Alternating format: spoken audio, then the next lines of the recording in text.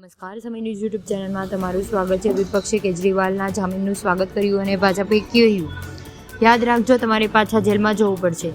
મુખ્યમંત્રી કેજરીવાલને આજે સુપ્રીમ કોર્ટે વચગાળાની જામીન આપી છે, ત્યારે વિપક્ષી પાર્ટીઓએ નિર્ણય આવ્યો છે. ભાજપે યાદ રાખવાનું કહ્યું છે. આ પ્રપાતે દારૂબંધીના કૌભાંડમાં પાછા જેલમાં જવું પડશે તેવું કહ્યું. પાર્ટીના નેતાએ કહ્યું કે આજે દેશની સર્વોચ્ચ અદાલતમાં દેશ અને લોકશાહીને પ્રેમ કરવા માટે લોકોના હૃદયે આશાનું કિરણ પ્રગટાવ્યું છે. આજે દિલ્હી સહિતના સમગ્ર દેશમાં ખુશ છે. ત્યારે ગોપાલ રાય અને અતિશય કોન્ફરન્સમાં સુપ્રીમ કોર્ટમાં કહ્યું કે સત્ય, બંધારણ, લોકશાહી જીત પણ થાય છે અને બંધારણ લોકશાહીની રક્ષા એ સુપ્રીમ કોર્ટને આભારી છે. આ રીતે કહેવામાં આવ્યું હતું. અને સાથે તમને એ પણ જણાવી દઈએ કે અખિલેશ યાદવે કહ્યું હતું કે અરવિંદ કેજરીવાલના જામીન એ સત્યની બીજી જીત છે.